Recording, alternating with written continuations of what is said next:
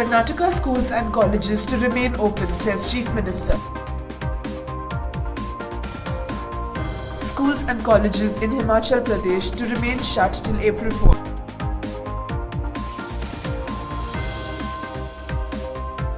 Teacher runs mobile school on scooty for rural children in Madhya Pradesh. Allahabad University releases guidelines for online semester exams. Schools in Bangladesh to remain shut till April 22nd due to COVID-19 spread.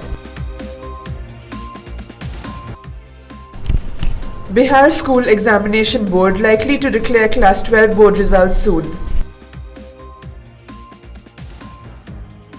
Y1 Edu Solutions, in association with Microsoft, hosted the Digital Genesis Conference on the 27th of March. Good afternoon and a warm welcome. You're watching Education News Network, where we get you the latest developments in education at the top of this hour. This is Nitya reporting from ENN, and the daily stories are: the Karnataka Chief Minister B.S. Yediyurappa has clarified that the state schools and colleges will remain open in spite of the surging virus cases. He also ruled out any kind of lockdown. He conducted a meeting with Health Minister K. Sudhakar, Revenue Minister R. Ashoka and Education Minister Suresh Kumar to discuss the situation of the pandemic in the state. He denied closure of schools, colleges and other educational institutions and said that he might reconsider this decision if the virus cases continue to surge in the state. Neighbouring Maharashtra was witnessing more than 40,000 cases every day, while in Karnataka it is now about 3,000 and about 2,000 in Bengaluru, the Chief Minister said. The Himachal Pradesh government has ordered the closure of all educational institutions, including universities, colleges, technical institutes and schools, till 4th April as a precautionary measure due to the recent spike in COVID-19 cases in the state, an official said. According to the decision taken during a high-level meeting presided over by Chief Minister Jairam Thakur on Friday, classrooms will remain open for students who are giving their exams during this period. Some primary schools in the state were already closed due to the COVID-19 threat and will continue to remain so till the end of next week. The Chief Minister said schools having residential facilities need not close their hostels. However, they would have to comply with all the standard operating procedures to keep the residential areas cut off and appoint a compliance officer to ensure all orders are followed.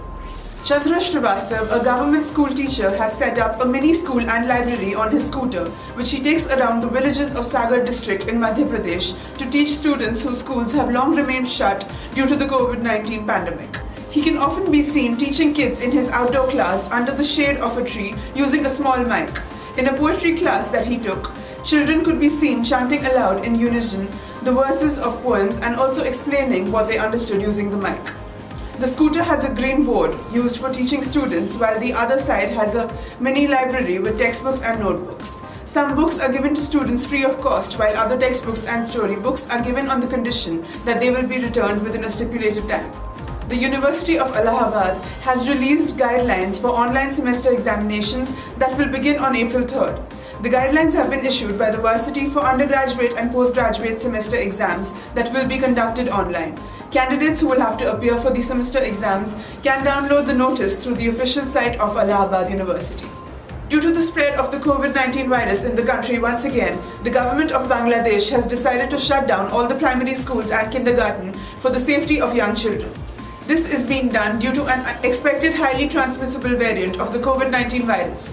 It has also been announced that the students will stay at home during this time and continue online education activities for their own safety and protection, the Ministry of Primary and Mass Education said on Sunday. The Bihar School Examination Board is all set to declare the Bihar Board 12th result 2021 soon. Students who appeared for the 12th board examination are requested to keep an eye on the official website of BSEB, that is biharboardonline.bihar.gov.in, for any updates regarding the results. It is expected that the board will release information regarding the Bihar Board 12th result 2021 on its official social media handles. As per the reports, more than 13 lakh candidates are waiting for their results. Last year, Bihar Board Class 12 results were declared in 25 days, and going by the previous year's trend, the board is expected to announce the result date anytime soon. Saturday afternoon witnessed the Digital Genesis Conference that was hosted by Y1 Edu Solutions in association with Microsoft at Hyatt Centric MG Road, Bangalore. The conference saw a gathering of educators from the education fraternity across India. The objective of the event was to highlight the importance of technology in education, and for this there were several insightful panel discussions that provided valuable inputs to all the educators present at the event, and it was followed by an award ceremony. The event was a result of the great efforts put in by Dr. Lata Murthy, Founder Director, Academics and Training, and Mr. Shant Kumar, Founder and CEO at Y1 Edu Solutions. Ma'am, could you tell us the idea behind this conference today? Yes, definitely. The idea behind this conference is to ensure that we empower all the educational institutions to the latest technology. That's the main basic idea. And also let all the institutions get to know, because we emphasize on don't cut trees, save water, save our planet, right? So what's happening is that we are not emphasizing and we are not implementing that. We are using bleached papers, we are using different types of materials which is plastic based. So our products, which is 100% recycled sustainable product, that helps the educational institutions to ensure that we imbibe whatever we are talking. Whatever we preach or whatever we teach, we have to practice. How does it feel to be a part of this Digital Genesis conference today?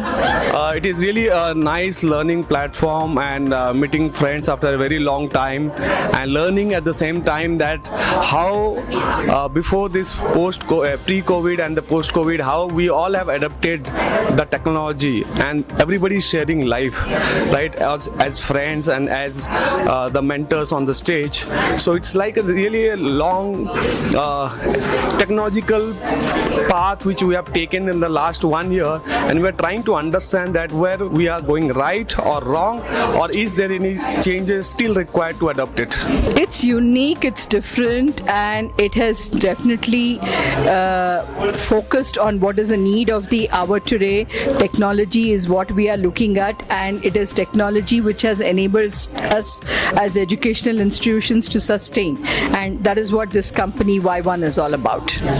It's very nice. I think this is a need of COVID time, because most of educators are already being too much demoralized, and I think these kind of events builds up the perk and gives them the confidence something is going on and something might work. So it's a one-way good event. Definitely it feels good being a part of, first thing is being in the education field, serving children, so feels really good, and the event is also going well. That's all for today. Thank you for watching Education News Network. For more such videos, do log on to our website, theENN.com, and don't forget to like, share, comment and subscribe. Signing off, Nitya.